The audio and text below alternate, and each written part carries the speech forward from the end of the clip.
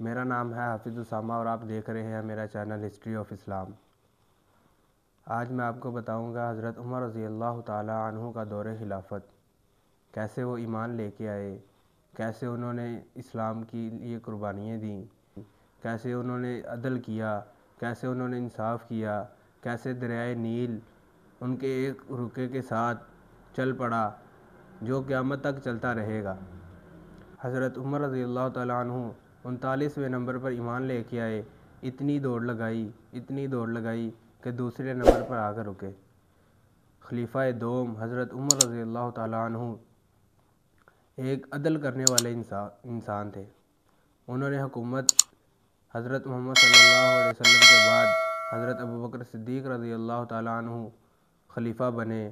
اس کے بعد حضرت عمر رضی اللہ تعالیٰ عنہ جنہوں نے 10 سال حکومت کی، 10 سال حکومت کرنے کے بعد اس دنیا فانی سے رخصت ہو گئے اور آج حضرت محمد صلی اللہ علیہ وسلم کے ساتھ دفن ہے۔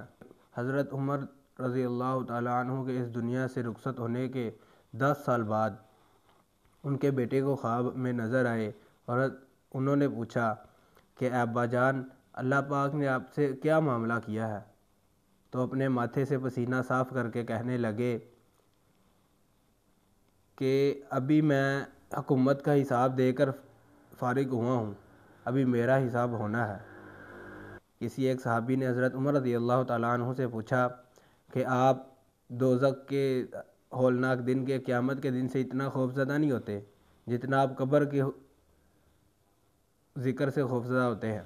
اور کہنے لگے کہ قبر آخرت کی منزلوں سے پہلی منزل ہے، جو اس میں پاس ہو گیا اس کے لیے آخرت میں کامیابی ہی کامیابیاں ہیں، ہمیشہ کی جنت ہے، ہمیشہ کی خوشیاں ہیں۔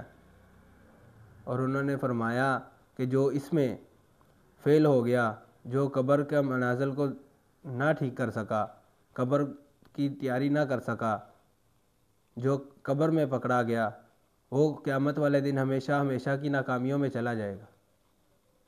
اور کہنے لگے کہ جنت یا تو جنت کے باغوں میں سے باغ ہے یا جہنم کے گڑھوں میں سے گڑھا ہے۔